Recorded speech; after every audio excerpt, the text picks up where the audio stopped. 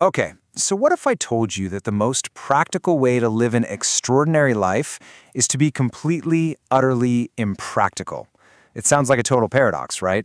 But we're about to dive into this really powerful idea that the real key to getting everything you want is to let your dreams get, well, a little delusional.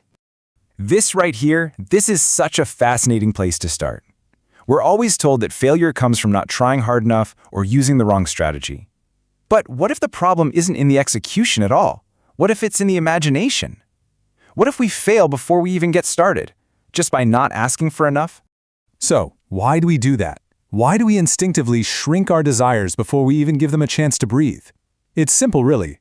We fall into the trap of being realistic, and it's a habit most of us learn without even knowing it.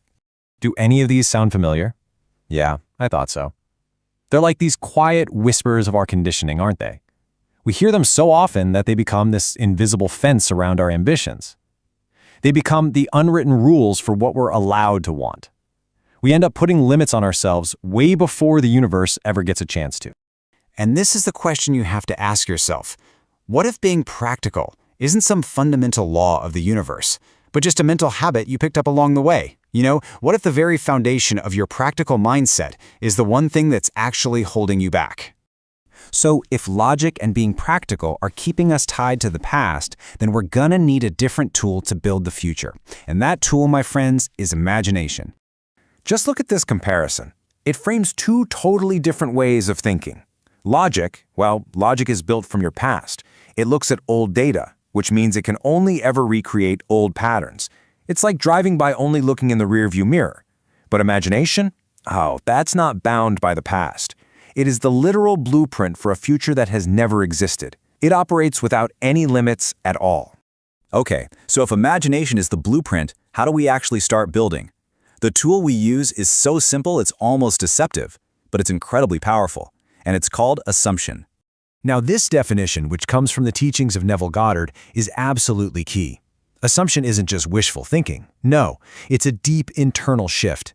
It's the difference between standing outside a fancy restaurant hoping to get a table and sitting at that table feeling the satisfaction of the meal that's already on its way. It's all about moving from a state of wanting something to a state of having it on an emotional and psychological level. And this is exactly why that internal shift matters so much. See, reality isn't some cosmic vending machine where you just pop in a desire and a result comes out. It's a mirror. It reflects back to you the identity you're holding inside. So the real game changer is this. It's not about desiring something. It's about becoming someone. Now, for a lot of us, this is a huge mental leap. I get it. We're so trained to see limits and scarcity everywhere. But what if we could just let that go? What if we started to see the universe as this place of pure abundance, one that doesn't operate on some kind of budget? I just love this thought. It's so freeing. There's no cosmic scorekeeper up there deciding if your dream is too big or if you've asked for too much. The universe doesn't ration out success or happiness like there's a limited supply. The supply is infinite. So if the limits aren't out there in the world, there's only one place they can be. And this brings the focus right back to us, right back to our own internal world. That ceiling on your life, it's not real. It's a mental construct. And you know what the good news is? You're the one who built it, which means you're the only one who can tear it down. So, how do we actually make this practical? How does this internal shift change things in the real world? Well, the key is to learn how to act from your future, not just constantly work for it. This whole process is like a powerful chain reaction, and it all starts inside. First, you just assume the identity of the person who already has what you want.